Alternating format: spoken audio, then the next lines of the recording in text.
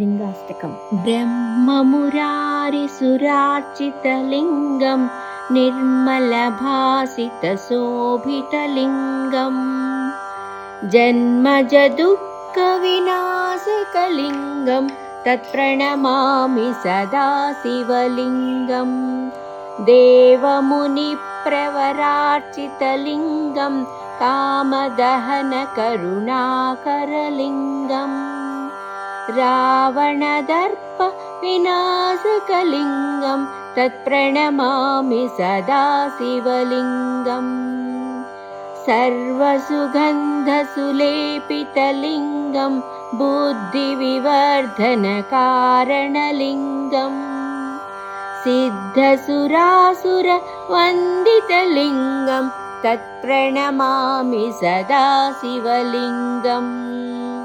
कनकमहामणिभूषितलिङ्गं फणिपतिवेष्टितशोभितलिङ्गम् दक्षसुयज्ञविनाशकलिङ्गं तत्प्रणमामि सदा शिवलिङ्गम् कुङ्कुमचन्दनलेपितलिङ्गं पङ्कजहारसुशोभितलिङ्गम् सञ्चितपापविनाशनलिङ्गं तत्प्रणमामि सदा शिवलिङ्गम् देवगणार्चितसेवितलिङ्गं भावैर्भक्तिभिरेव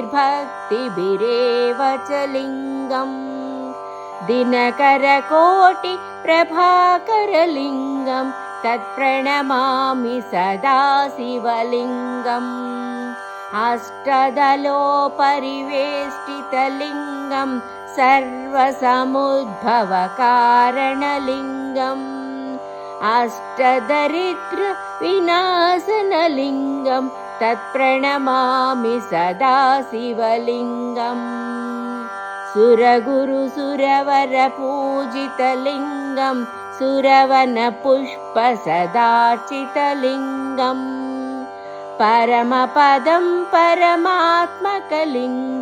तत्प्रणमामि सदा शिवलिङ्गम् लिङ्गाष्टकम् इदं पुण्यं यः पठेत् शिवसन्निधौ शिवलोकमवाप्नोति शिवेन सह मोदते।